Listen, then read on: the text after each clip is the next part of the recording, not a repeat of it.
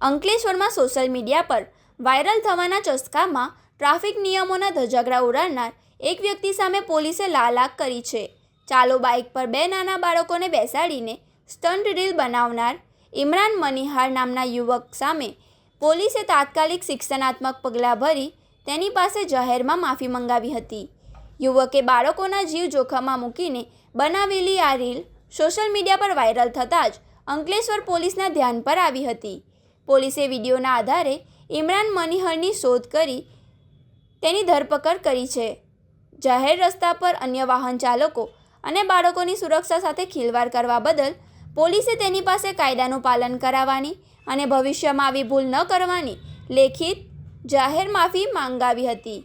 આ ઘટના બાદ પોલીસે નાગરિકો અને ખાસ કરીને યુવા વર્ગને કડક શબ્દોમાં એડવાઇઝરી જાહેર કરી છે કે પોલીસે અપીલ કરી છે કે વાહન ચલાવતી વખતે ટ્રાફિકના નિયમોનું કડકાઈથી પાલન કરવું. સોશિયલ મીડિયા પર રીલ કે વિડીયો બનાવવાના ગેલછામાં પોતાની કે અન્ય લોકોની સુરક્ષા જોખમમાં ન મૂકવી. ટ્રાફિક નિયમોનો ભંગ કરનાર કે સ્ટન્ટ કરનાર સામે આવી જ રીતે કડક કાનૂની કાર્યવાહી કરવામાં આવશે.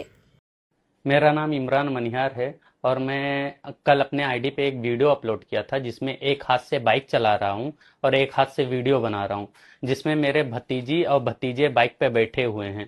वैसा बाइक चलाना रिस्क है क्योंकि मुझे भी चोट लग सकती है, मेरे भतीजे लोग को भी चोट लग सकती है और सामने बाइक के कोई आएगा तो उसको भी चोट लग सकती है.